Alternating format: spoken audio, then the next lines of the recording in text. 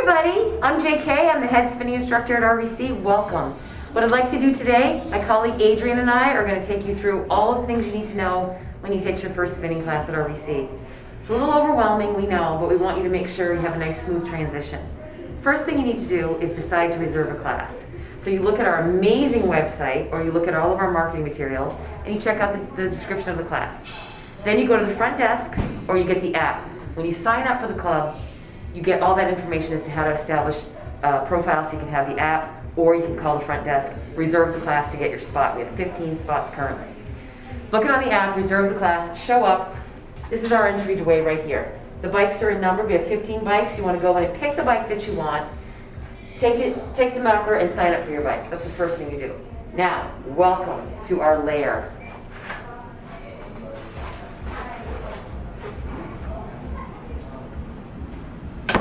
Okay, so as you can see, we've got all the bikes spaced out, socially distanced. We put space between all the bikes. Now, you're going to go find a bike that you want, reserve it. The numbers are here on the right-hand side, and then you're going to mark the corresponding outside the door. It's the first thing you want to get your spot.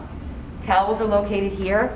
Make sure you show up with your water bottle, and make sure you show up on time. If you're a beginner, we really want you to come early, 10 minutes early, so that we can show you the settings.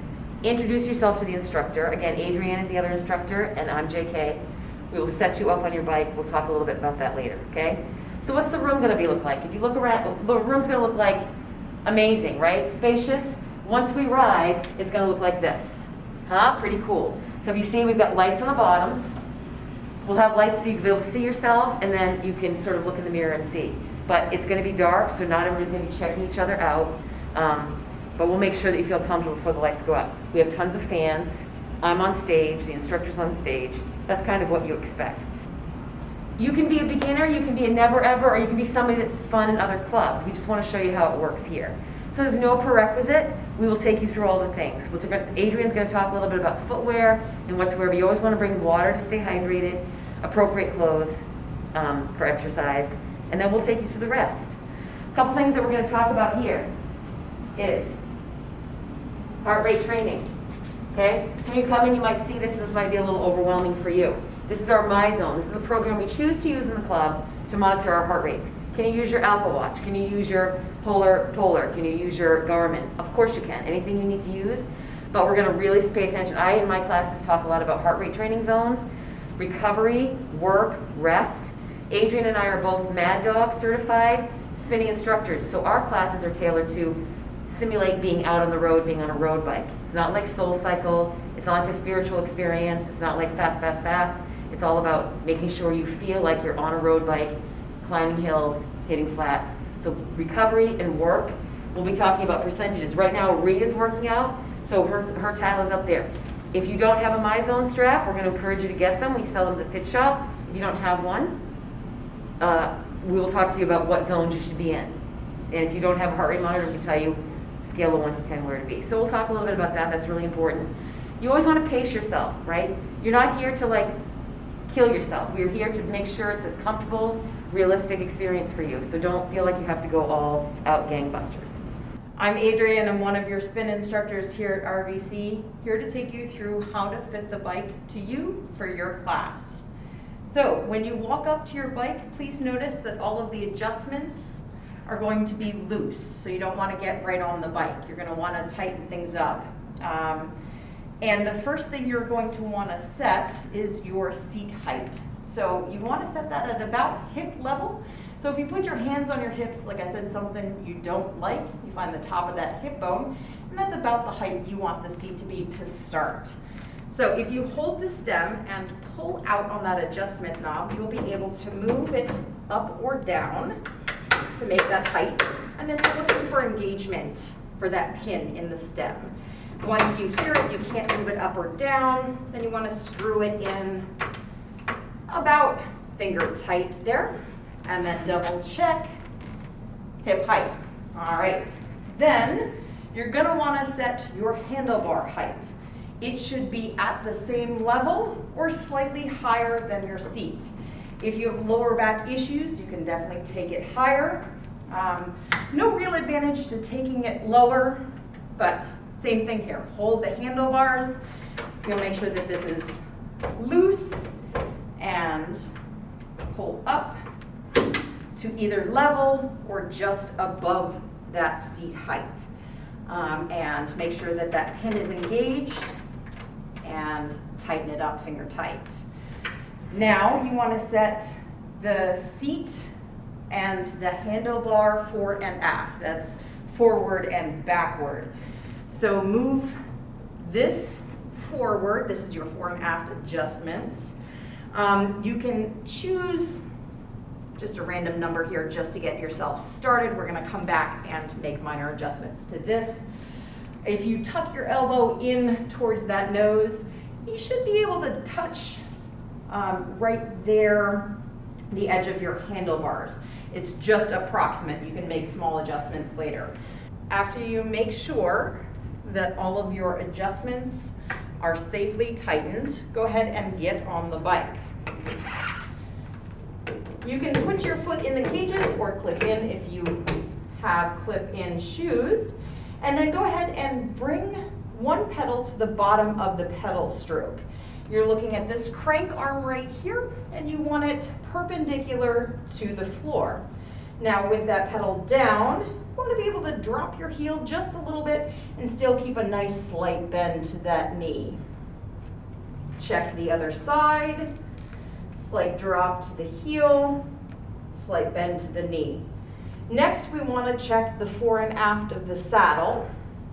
So with your sit bones sitting at the widest part of the saddle, you want to bring the crank arm right here parallel to the floor. It means that both your feet will be on the same level. And with a nice neutral foot, not your heel dropped, nice and neutral, you want to be able to look down and see the edge of your toes. Another way to do it is to imagine a string hanging from beneath your knee down through the middle of the forefront of your foot. Check on the other side and make any adjustments as necessary. Maybe come off, loosen it up. If you were too far forward, you're not going to be able to see your toes. If you're too far back, you'll see a lot of the toes. So you want to make that alignment and then get it set. Tighten that adjustment and get back on the bike. Double check your adjustment. Once you've found your proper seat height and fore and aft, you want to set the fore and aft of your handlebars. So, sitting comfortably in the saddle with your sits bones at the widest part, reach forward and gently rest your hands on the handlebars. You should be able to make this connection with a slight bend in your elbow. If you feel your shoulders separating and you're reaching to make that connection, it's too far away. If there is a big bend in your arm, they're most likely too close. So find the proper distance away, loosen and adjust and tighten. Let's go over handlebar positions and where to put your hands during class. Anything here around this adjustment knob is going to be 1 and 1.5. They are used for in and out of the saddle efforts. 2 and 2.5 are here, and here they're also used for in and out of the saddle efforts. 3 is up here at the very top and is only used for out of the saddle efforts. So while it is not a requirement to have a clip-in shoe for a spin class, sneakers are just fine. It is helpful to have a clip-in. It does increase the power of your pedal stroke by about 30%, giving you a more effective and efficient workout. It also reduces fatigue throughout your leg. So if at any point you're invested and would like to make the next step in a clip-in shoe, talk to your instructor. Let's talk about pedal stroke now. When you begin to ride, imagine your foot first making a square, a box where you come over the top, down the front, along the bottom, and up the back. Once you've got that box in mind, equally work on both legs contributing to that. And then you want to work on making that box a circle by pressing into the pedal stroke and rounding out those corners. You're going to imagine that you're bringing the ball of your foot down towards the floor on the front of the pedal stroke, dragging your foot along the floor as if you're trying to scrape something off of your shoe at the bottom of the pedal stroke, and then pulling your heel up on the back of the pedal stroke. The only time the toe is going to dagger down is when you kick over the top. Now, work on rounding out those corners by pushing into the pedal and equaling it out on both legs. Familiarize yourself with the bike and the knob between your knees. This is your resistance, your gear, and also your brake. If you would like to increase intensity and slow down your speed, adding more resistance, you turn to the right. To lighten it up, find a faster speed, you turn to the left. For any emergency or need to stop immediately, press straight down on that knob while ceasing any pedal strokes, and it will stop. The great thing about spin is that anyone can do it, regardless of age, experience, or fitness level. That is because you are always in command of the level of intensity that you're putting into the class, working with the body that you came in with. So, let's talk about intensity. Your speed, how fast your pedals are moving, plus the amount of resistance you add on, determines how hard you are going to work. So if you need to take some off to lessen the efforts, you can. If you want to take it up a notch and increase that intensity, you can. Depending on what the profile for the class is, the instructor will help guide you through both speed and resistance in certain combinations in and out of the saddle to give you a safe and effective workout. Spin is based on outdoor cycling, and we simulate that experience by using a combination of speed and resistance, as well as coming in and out of the saddle. There's terminology that goes along with that that you'll hear throughout class. One of the first ones is a flat road. It's any road without an incline, and it's easy to pedal. One of the other terms you'll hear is climbing or hills.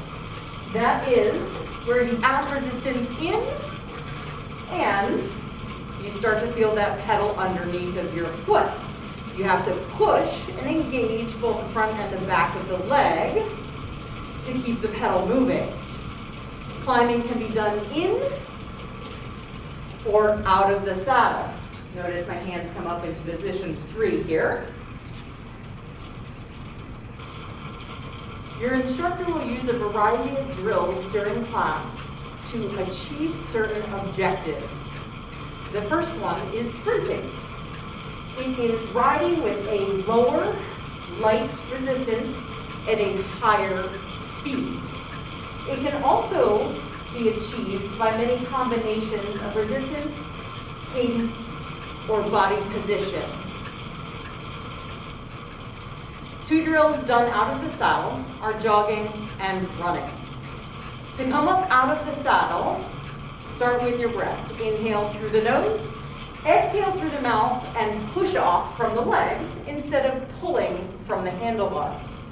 Once you're up, make sure that the weight stays on the pedal instead of the handlebars. Now, jogging is usually lighter and easier and can be used for various objectives. Running is a more intense activity. It is faster. Both can be used at various resistances and speeds. Another drill out of the saddle is called a jump. You want proper resistance on for a jump. It can be mild, moderate, or heavy, but enough that you can feel that pedal underneath of you or as directed by your instructor. There are two ways to do a jump. You can come up out of the saddle using the breath. Inhale through the nose. Exhale, come up. Weight stays on the pedal. You open up the hips, and then inhale, exhale, bring yourself all the way down to the saddle. The second type of jump, you stay out of the saddle. Inhale through the nose. Exhale, bring yourself up, weight on the pedal, and pull your hips back while moving hands to position 3. You'll get a various number of pedal strokes here depending on the instructor's objective.